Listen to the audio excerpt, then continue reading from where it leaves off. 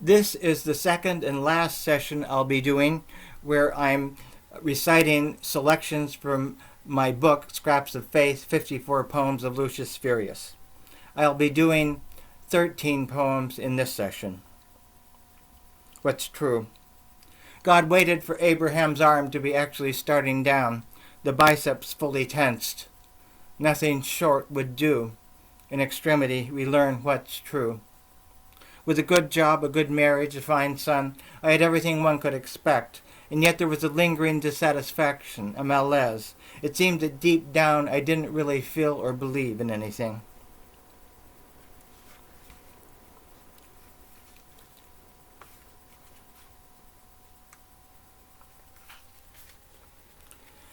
On Saturday morning, August 11th, 1990, my 3-year-old son and I were out for a walk.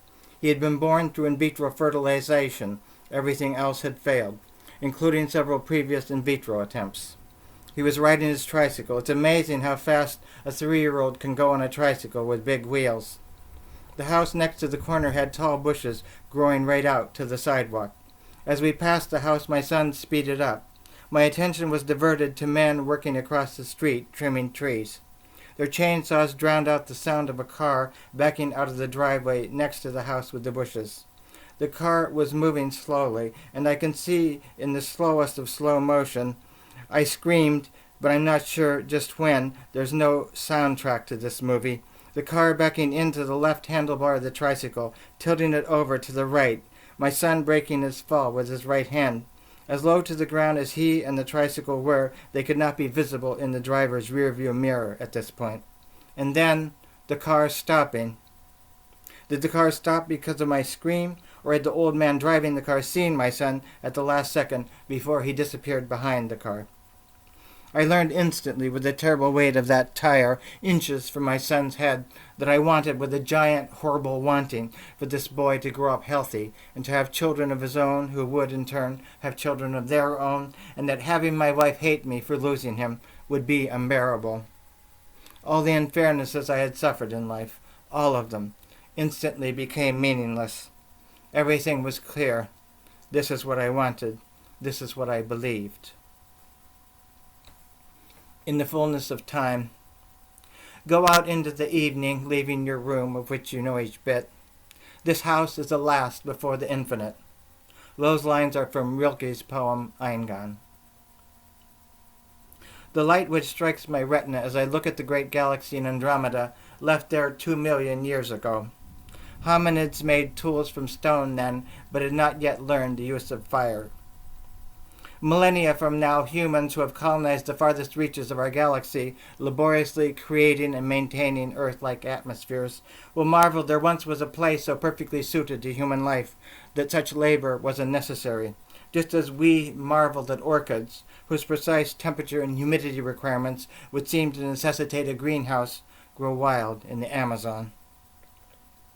I cannot believe in a personal God intervening in human affairs, but stand in awe of the terrible force which set the stars and galaxies in motion, strewing them like so much confetti. The life force running through each living creature, as straight and true as a ray of light from that galaxy in Andromeda, willing us to live, grow, and be fruitful.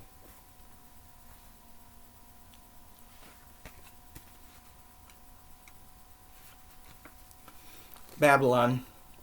Oh, Babylon, your God is a sport utility vehicle, a VCR, and a 2-car garage. You delight in images of killing and artificially large-breasted women. Your arteries are clogged with Big Macs and 1,000 pieces of Kentucky Fried Chicken. Your God is technology. Your God is progress. Your skyscrapers rise to the heavens. Your astronauts fly to the moon. You clone sheep, alter genes, make a mountain into a parking lot. Your fields flower. Your grain bins groan under the weight of the ripe corn. But the land of your soul is a desolation. O God of Henry Ford, the Wright brothers, and Bill Gates, all the nations adore thee. Pretty soon they'll be ordering Papa John pizza by cell phone in New Guinea. Your God is Mammon. After the movies, after the quarter pounders with cheese, supersized fries, and a large Coke, After the evening news, the hostess cupcakes, golf, beers, and swimming 20 laps. The hunger will be the same as the day you first felt it, O Babylon. The thirst of the soul, O Babylon.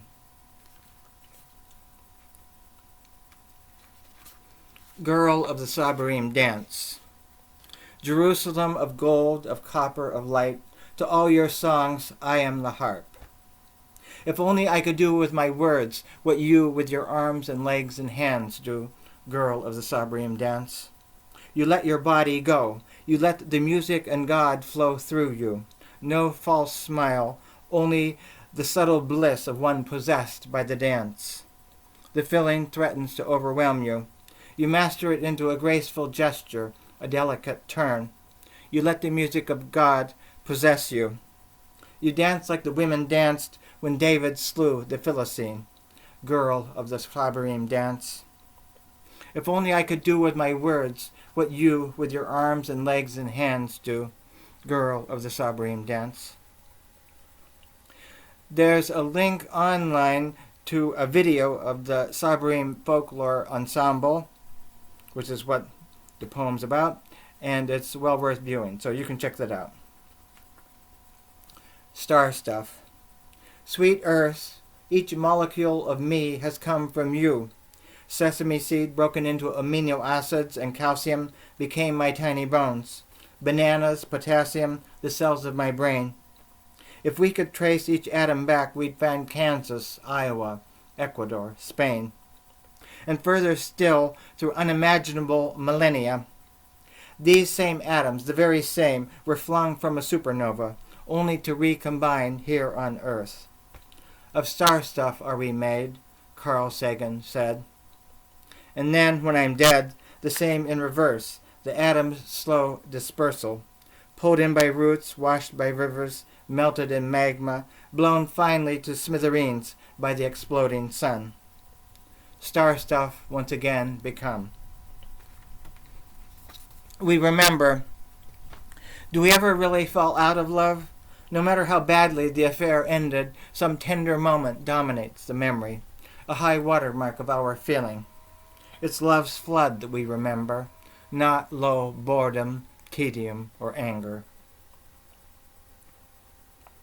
Adam and Eve. Death is the mother of beauty.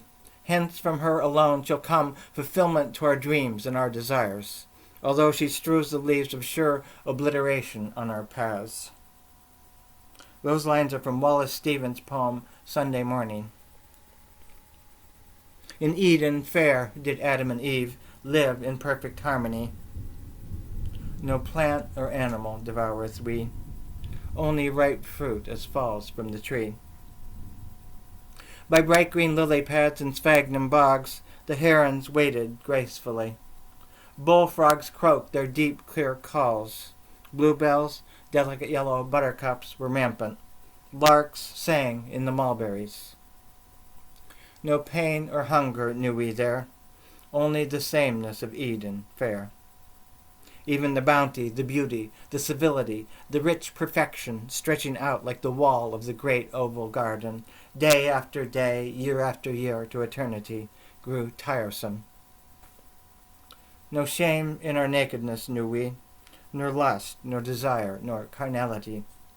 It's the exogamous, the unfamiliar, which stirs in us the deepest passion, the basso continuo of mortality, which gives to desire its piquancy, of which they knew nothing in deathless Eden.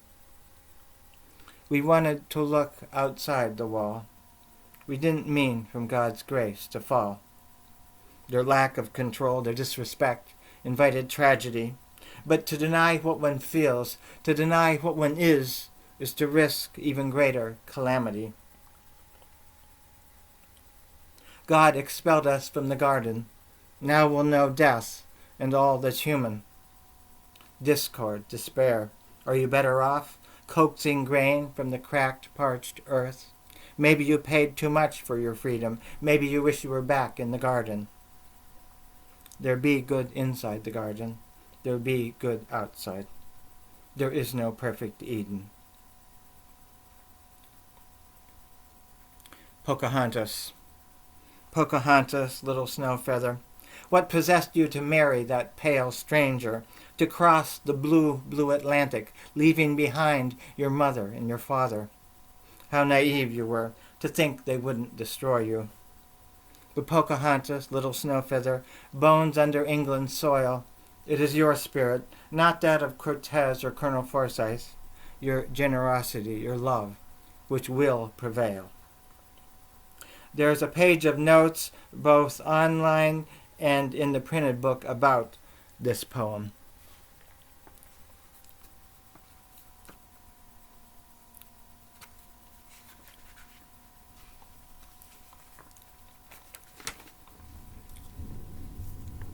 John Brown.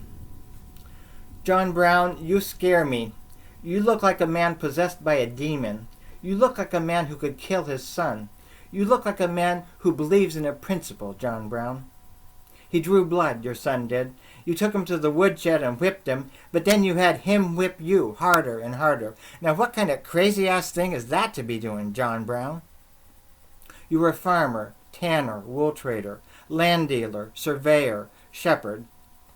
Failed at them all, went bankrupt, but loved your family, held it together, John Brown. You lived with black people at North Elba, seated free black men in your pew at church. They expelled you, didn't they, those white hypocrites? John Brown. Your sons murdered pro-slavery men in Kansas, loud-mouthed innocent men. Dragged them from their beds in the name of God, chopped off their arms, sliced their throats. You were there, John Brown. Somehow you knew. What were the odds that 200,000 men would die? Somehow you knew that the earth would be drenched in blood. Somehow you knew the rivers would run red with blood. How did you know? How did you know, John Brown?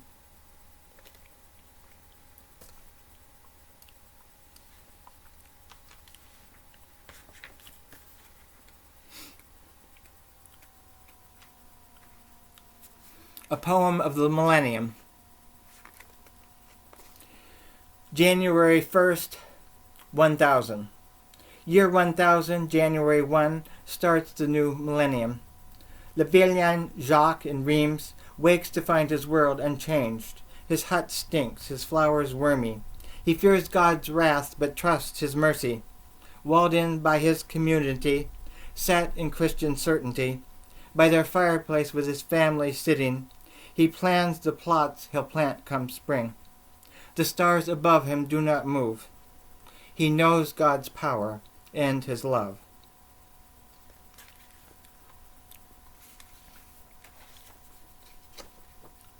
Others loathe such conformity. Their minds and spirits must be free. Tutor Pierre finds knowledge increase in the arms of his pupil, Heloise. Risking life and reputation, they learn a different conjugation.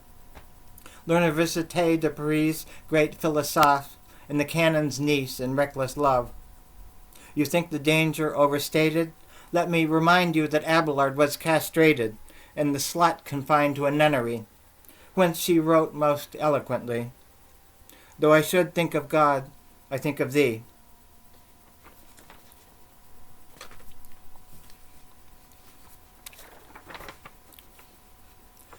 $12.25.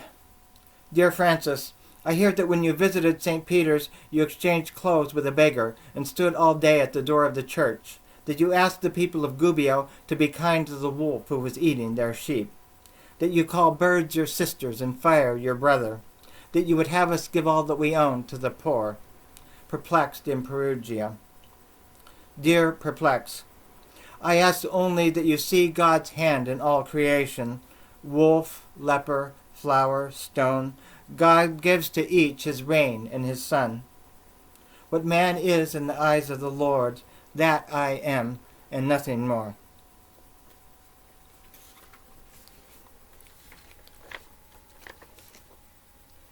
$15.17. Martin Luther says you can't buy salvation. The individual conscience is the only true religion. Of intermediaries he'll have none. Man is responsible to God alone. The Bible, being God's holy word, must by each Christian be read and understood. Humble toil is a service of God far surpassing the holiness of monks.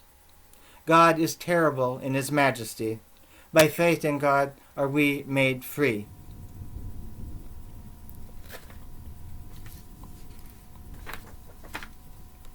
(1611) London. Shakespeare addresses assembled friends as he retires to Stratford. A mysterious stranger rebuts. Despite it surely not being my intention to slight the worth of imagination, to doubt the value of our fictive craft, there can be no question. In their import, the actual deeds of actual men must perforce surpass the disembodied pen. This is merely men upon a stage. These merely words I've placed on the page. Master Shakespeare, I beg to differ. It is your words which will live forever. When fiery Phoebus 10 million times has run his course round rotund earth, men will still be astonished at Lear's great woe, still sigh with Juliet for her Romeo.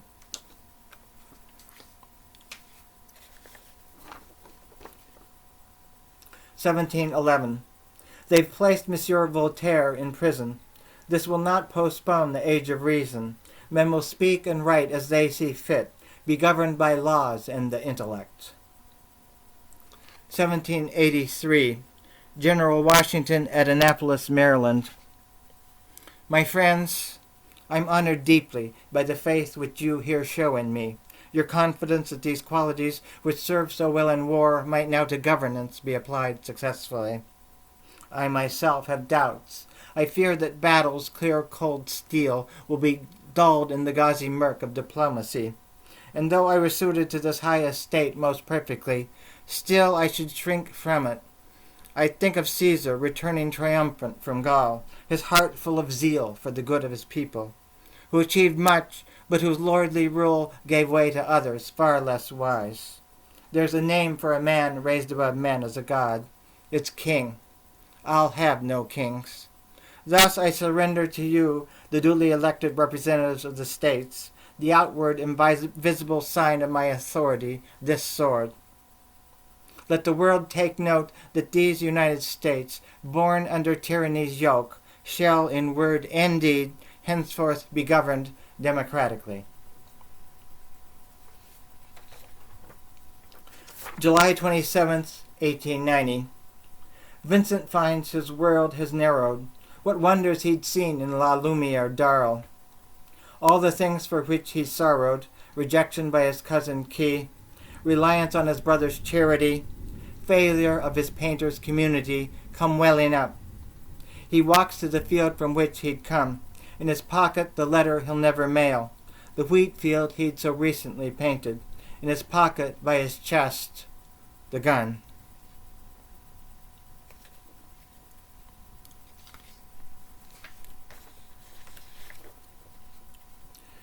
July 16th, 1945. Robert Oppenheimer at Alamogordo, New Mexico.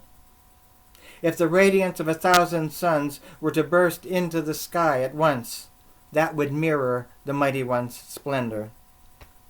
I am become death, world destroyer. From the Bhagavad Gita. Everything was so much clearer when it seemed the Germans might get the thing first. Now it's all so terribly muddy. Who knows what these generals will do with it, the radiance of 1,000 suns. That 100-foot tower completely gone. If we didn't do it, someone surely would. I am become death, destroyer of worlds.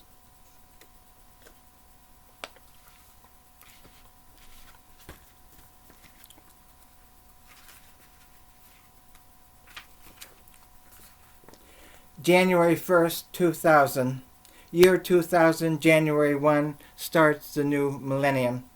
The sales clerk Jacques in Reims wakes to find his world unchanged. He's got internet access, 2 cars. He doesn't fear the universe.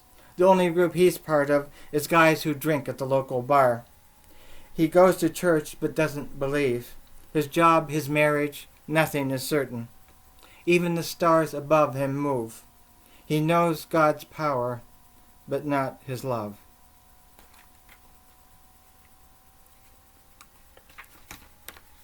Oh, Dad. 1. Oh, Dad, cried my son, with the huge, unrestrained sobs of a 5-year-old. Justin Borley knocked me down. He kicked me and called me a loser because we lost the game. Does it hurt badly? Where does it hurt? Let me give you a hug. Justin Borley is a bad, mean boy. A few children are like that. I will speak to his parents. You must not be. You must always be kind, though you can defend yourself. What does that mean? You can knock his leg or arm if he tries to hit you. There will be many, many other games. Some you will lose, but most I think you will win. You will be a champion. What kind of champion? I don't know, a baseball champion, a chess champion, a chemist. You're smart and strong. You will be a winner. 2. Oh, Daddy, cried my daughter, with the heartfelt sobs of a 16-year-old. I loved him so much. I wanted him so much. And now he's gone. I'll never find anyone else to love. I might as well be dead. My darling, you are so beautiful and smart, so pretty and graceful and spirited. The boys who love you will be as countless as the stars, as many as the sands on the shores of Lake Michigan. You are like a cherry tree putting forth its first few delicate blossoms, which have been blackened by a hard, late frost. We are sad, but no, we feel in our hearts that this strong young tree will grow, that its blossoms and fruits will be many. I know it's hard for you to believe, but you will find other boys to love, not the same as him, nothing is ever the same, but in their own ways equally perfect. 3. Oh, Dad, cried my son, with the quiet sobs of a 33-year-old. Is this all there is? We're born, we live, we die. Our children are born, they live, they die. How dispiriting, how terrifying, that this universe should be devoid of meaning and empathy. We walk on a cold treadmill, day after day, year after year, millennium after millennium. Forsaken. Why suffer this torment? Why not step down? Why not just get off? Some could answer with words about a kind and loving God. I can't. 15 billion years ago, the universe grew in seconds from a pinhead to a radius of 1 trillion miles. The supernovae, nuclear furnaces, forged the elements. 100,000 years ago, Homo sapiens emerged in Africa. Your body is made up of those elements, contains actual genes from that first Homo sapiens. You say life's a torment. Sometimes it is, but I say for every ounce of suffering there is in time an equal, exactly counterbalancing experience of joy. You can play your part in this gigantic pageant, this extravaganza of joy, sorrow, or not. But never doubt that your mother and I love you. You can walk out into the sunlight. You can smell the rose blossoms newly opened. You can let your finger be grabbed by the hand, the incredibly tiny hand of a baby, or not.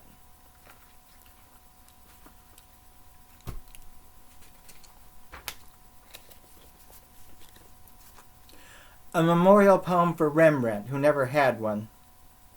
Rembrandt, you maniac, while other guys were down at the local tavern drinking and playing cards or off visiting Paris, you were in the studio.